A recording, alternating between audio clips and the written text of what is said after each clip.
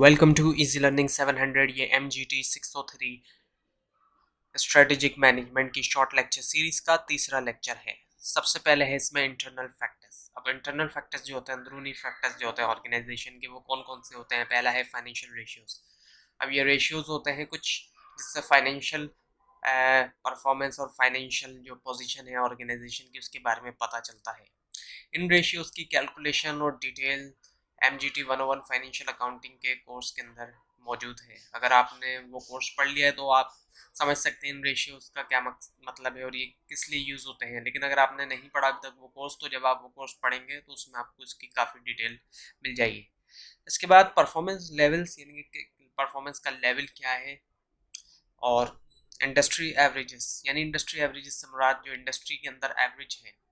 अगर अपनी organisation industry के एवरेज से नीचे है तो जाहिर बात है ऑर्गेनाइजेशन को इंडस्ट्री के एवरेज के मुताबिक ऊपर आना पड़ेगा। और अगर इंडस्ट्री के एवरेज से ऊपर है तो फिर ऑर्गेनाइजेशन बेटर पोजीशन में है। तो हमेशा ऑर्गेनाइजेशन को इंडस्ट्री के एवरेज या उससे ऊपर होना चाहिए, तो ही ऑर्गेनाइजेशन जो है वो अच्छी पोजीशन में है।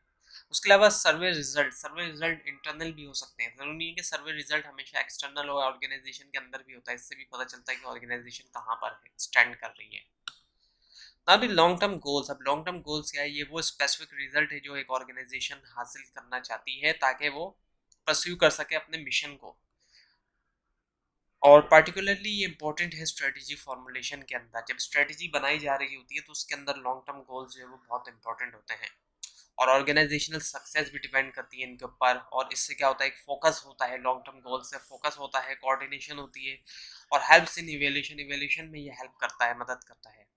और लॉन्ग टर्म गोल्स जो है वो बेस करते हैं, बुनियाद बुनियाद देते हैं किसके लिए? प्लानिंग करने के लिए, मोटिवेशन के लिए, कंट्रोलिंग के लिए भी। इन तीनों चीज़ों के लिए ये एक बुनियाद देते हैं। और हेल्पफुल इन अचीविंग सिनर्जी, इनसे सिनर्जी हासिल होती है। जैसे आपने सुना होगा 1 और 1 11। तो दो लोग अगर आपस में मिल जाते हैं, 2 और 2, नॉर्मली कितने बनते हैं? 4। लेकिन 2 और 2 आपस में लोग मिलके 5 या 6 का काम भी कर लेते हैं। उसी चीज को हम कहते हैं सिनर्जी। तो लॉन्ग टर्म गोल्स की मदद से सिनर्जी भी मिलती है। यूजफुल फॉर स्टेट डायरेक्शन, एक डायरेक्शन जो मिलती है लॉन्ग टर्म गोल से, एक डायरेक्शन पता होती है। एंड लॉन्ग टर्म का मतलब ये होता है कि 1 साल से ज्यादा। Now the strategies. अब स्ट्रेटजीज क्या है? ये गेम प्लान होते हैं जिसके जरिए लॉन्ग टर्म गोल्स अचीव किए जाते हैं। तो लॉन्ग टर्म गोल्स जो कई सालों के गोल्स होते हैं, उनको अचीव करने के लिए स्ट्रेटजीज का इस्तेमाल किया जाता है। और यानी कि वो स्ट्रेटजीज हैं क्या? वो गेम प्लान होते हैं। And it's usually comprise of, इसमें क्या क्या है?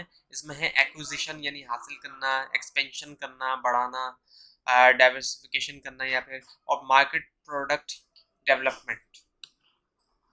और इसके अलावा इसमें और भी चीज़ें हैं, जैसे कि मार्केट की पेनिट्रेशन है। एक ही मार्केट है, मार्केट भी वही है, प्रोडक्ट भी वही, सेम प्रोडक्ट और सेम मार्केट के साथ इन डेप्थ जाना किसी मार्केट में। तो और इसके अलावा रिट्रेंचमेंट है, यानी कि कटिंग बैक करना, यानी कि ले ऑफ करना, वर्कर्स को निकाल देना।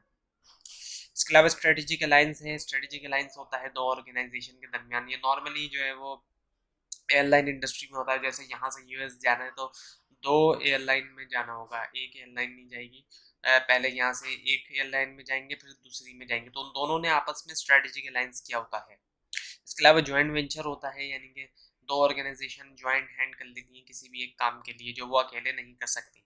डाइवेस्ट टीचर है, यानी कि ऐसा सेक्शन को, ऐसा हिस्सा जो है ऑर्गेनाइजेशन का, उसको बेच देना जो परफॉर्म नहीं कर रहा है, जहाँ से फायदा नहीं हो रहा है, नुकसान हो रहा है। एंड लिक्विडेशन, लिक्विडेशन का मतलब कोई बिजनेस का जो एंड हो रहा होता है उसको। अब द एनुअल ऑब्जेक्टिव। अब एनुअल ऑब्जेक्टिव सालाना जो मकासद हैं वो क्या है? शॉर्ट टर्म टारगेट्स होते हैं जो that leads to the achievement of the long term objective. Short term target से ही लॉन्ग टर्म ऑब्जेक्टिव्स जो है वो पूरे होते हैं। Like goals these should be. अब गोल्स की तरह ही ये जो है क्वांटिफाइबल होना चाहिए, यानी क्वांटिटी में होना चाहिए, नंबर्स में होना चाहिए। चैलेंजिंग हो लेकिन रियलिस्टिक हो। ऐसा ना हो इम्पॉसिबल किस्म के गोल्स हो, ऐसा बना लिए जाए, इम्पॉसिबल किस्म के ऑब्जेक्टिव्स बना लिए जाए कि वो पूरे ही ना हो सकें। तो इम्पॉसिबल ऑब्जेक्टिव्स ना हो, चैलेंजिंग हो, रियलिस्टिक हो, कंसिस्टेंसी होनी चाहिए इनमें, कंसिस्टेंट हो, मेजरेबल हो, उनको नापा जा सके, और प्रायोरिटाइज हो। और ये स्टेटेड होने चाहिए इन टर्म्स ऑफ, यानी इनको बयान किया जा सके किन की टर्म्स में? मैनेजमेंट की टर्म में, मार्केटिंग की टर्म में, फाइनेंस की टर्म में, R&D which is the research and development की टर्म में, या फिर प्रोडक्शन और ऑपरेशंस की टर्म में। और ये इम्पोर्टेंट होता है स्ट्रेटजी इम्प्लीमेंटेशन जिस स्ट्रेटजी इम्प्लीमेंटेशन एक्शन फेज होता है स्ट्रेटजी का। नाउ दी पॉलिसीज, अब पॉलिसीज का मतलब क्या है, पॉलिसीज में मुराद गाइडलाइंस वगैरह होती हैं, गाइडलाइंस वगैरह होती हैं, और ये means for achieving annual objectives, ये एक तरह से मीन है यानी मेथड है, तरीका है जिसके ज़रिए एनुअल ऑब्जेक्टिव्स को जो है वो अचीव किया जाता है, जो सालाना मकासद होते हैं। और इसको यूजुअली स्टेट किया जाता है, बयान किया जाता है in terms of functional area, functional areas के टर्म्स में बयान किया जाता है जो पॉलिसीज़ होती हैं, जैसे मैनेजमेंट हो गई, मार्केटिंग है, फाइनेंस है, प्रोडक्शन है, R&D वो है, रिसर्च एंड डेवलपमेंट और CIS यानी कंप्यूटर इंफॉर्मेशन सिस्टम। अब ये आपके सामने कुछ बॉक्सेस बने हुए हैं जो कि कॉम्प्रिहेंसिव स्ट्रेटेजिक मैनेजमेंट मॉडल होता है, और ये डिफरेंट चैप्टर्स में जो है वो मौजूद है। ये सबसे पहले विजन एंड मिशन है जो कि चैप्टर 2 में है, फिर है एक्सटर्नल ऑडिट चैप्टर 3 में है, इंटरनल ऑडिट चैप्टर 4 में है, उसके बाद लॉन्ग टर्म ऑब्जेक्टिव्स हैं चैप्टर 5 में, फिर जनरेट इवेल्युएट सेलेक्ट स्ट्रेटजीज है जो है क्या है चैप्टर नंबर 6 में, फिर इम्प्लीमेंट स्ट्रेटजीज मैनेजमेंट इशू ये चैप्टर 7 में है, फिर आता है implement strategies marketing finance accounting R&D and CIS chapter 8 में, और फिर है मेजर एंड इवेल्युएट परफॉर्मेंस। और ये एक पूरा एक प्रोसेस है, ये जो आपके सामने दिखाया जा रहा है कॉम्प्रिहेंसिव स्ट्रेटेजिक मैनेजमेंट मॉडल, ये पूरा एक प्रोसेस है और ये डिफरेंट चैप्टर्स में आपको मिल जाएगा। Now the strategic management process, अब ये जो प्रोसेस है can be best study and applied as a model, इसको एक स्टडी किया जा सकता है अच्छी तरीके से और अप्लाई किया जा सकता है एक मॉडल के तौर पे, और यह डायनामिक होता है और ऑनगोइंग होता है, ऐसा नहीं होता कि एक जगह रुका रहे। और यूजुअली मोर फॉर्मल, ज़्यादातर फॉर्मल होता है, ये लार्जर और वेल स्टेब्लिश्ड ऑर्गेनाइजेशन है, बड़ी ऑर्गेनाइजेशन है, स्टेब्लिश्ड हुई है उनमें।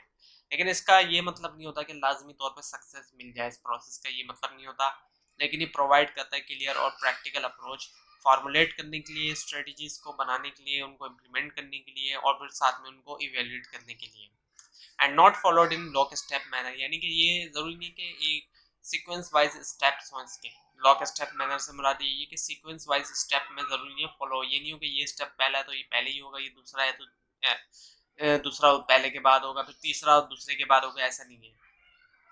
और उसके बाद आगे इसकी और कुछ इसके स्टेप वाइज इसको बताया जा रहा है कि सबसे पहले आइडेंटिफाई किया जाता है फर्म्स एग्जिस्टिंग, जो फर्म्स के पास ऑलरेडी मौजूद है, एग्जिस्टिंग जो चीज़ें हैं, जैसे विजन है, जो ख्वाब है, एक मिशन है, और गोल्स हैं, स्ट्रेटजीज हैं।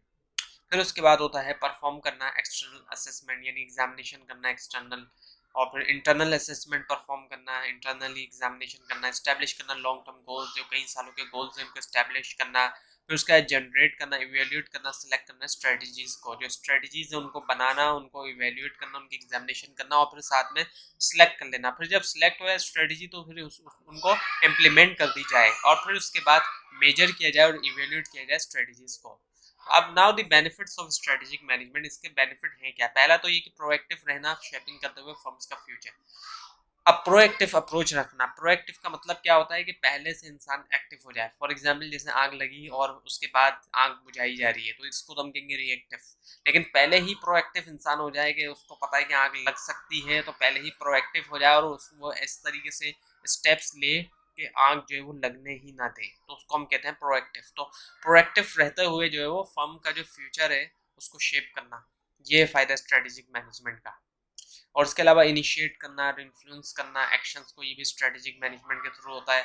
और फॉर्मुलेट करना बेहतर स्ट्रेटजीज फॉर्मुलेट होती हैं किस तरीके से, सिस्टमैटिक, लॉजिकल और रैशनल अप्रोच के थ्रू। और इसके फाइनेंशियल बेनिफिट्स भी हैं, जैसे इससे प्रोडक्टिविटी इंप्रूव होती है, सेल्स इंप्रूव होती है और प्रॉफिटेबिलिटी भी इंप्रूव होती है।